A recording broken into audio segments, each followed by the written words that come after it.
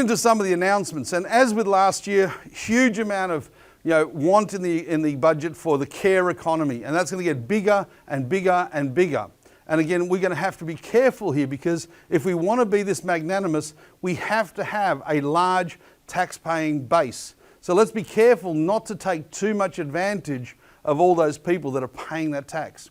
There's $2.8 billion of additional Medicare funding in a number of areas, including support for aged care so that they're not in hospital for as long as they would normally be. 29 more urgent care medical clinics.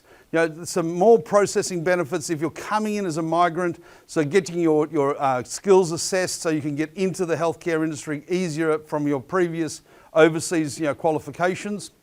And believe it or not, we're still spending $800 million on COVID tests, vaccinations and cures.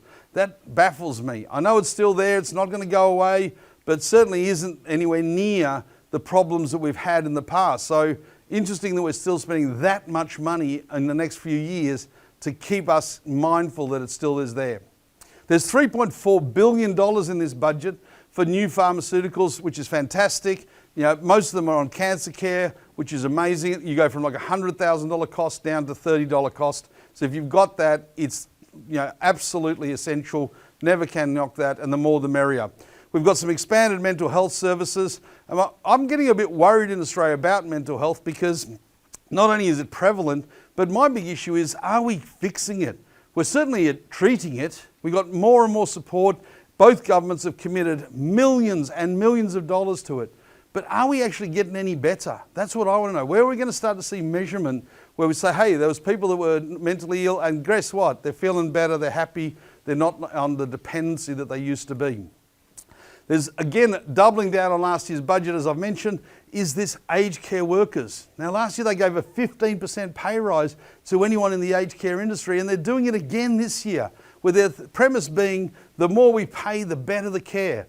Well, I'm not sure that's going to work. To me, the more accountable people are, the more we train, the more we look after them it is. Paying isn't necessarily the solution, but it's certainly the go-to for the government in this industry. And again, it is problematic because everybody else will look at that saying, what about me? Nurses, doctors, everybody else. So I'm not a fan of this. I think it's very bad government policy, but they're going for it and they're going to do it, and they've done it twice now.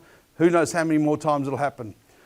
On top of that pay rise, there's another $1.2 billion going into an aged care IT system to track everything in that industry. Now, that's a fantastic initiative, but that's an eye-watering number for a technology system. Eye-watering. But, apparently that's what it costs if you're the government. I'm not sure how, but that's it.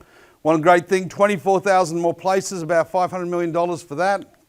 And so lots going on there, lots of things happening. And NDIS, which is again one of my bugbears, I love the concept of it. It's bipartisan, it's important, it's very, very good for us as a society.